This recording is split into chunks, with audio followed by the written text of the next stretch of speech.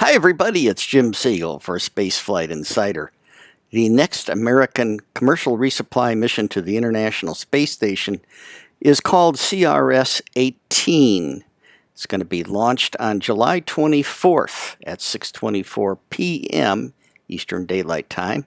That will be on a SpaceX Falcon 9 rocket. Atop that rocket will be the cargo in the Dragon spacecraft. This will be the second flight for that first stage booster of this rocket. The first one was back in May on CRS-17, and this will be the third flight for the Dragon capsule. The first one was for that capsule was in April of 2015, and most recently another one in December of 2017. This will be the 73rd mission for the Falcon 9 rocket and the 16th mission for the Falcon 9 full thrust Block 5 version. Now you might think that the United States has had the most unmanned or uncrewed resupply missions to the International Space Station, but you'd be wrong. This is the 120th resupply mission to the International Space Station on an unmanned or uncrewed or autonomous spacecraft. The Russians have had 74 of those. This, for example, is their most recent spacecraft called Progress MS-11. But since the Dragon and Cygnus have been flying beginning about May of 2012, the United States now has a slight edge in the number of resupply missions, with the United States having 30 since May of 2012 and the Russians about 24. So this launch will be from Cape Canaveral Air Force Station, that's Launch Complex 40, and SpaceX will again attempt to recover that first stage booster in landing zone number 1.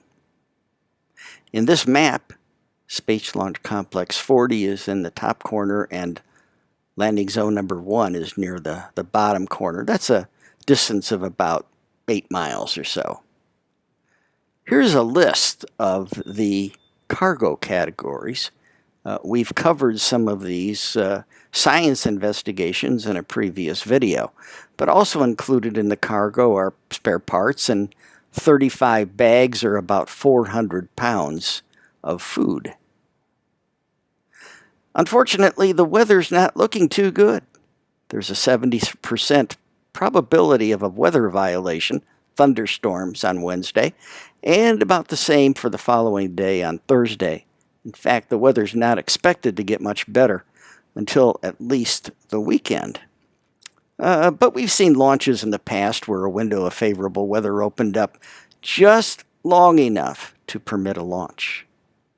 And by the way, if you're planning to anchor your boat just off the coast there of the Cape Canaveral Air Force Station, you're going to get a visit from the Coast Guard.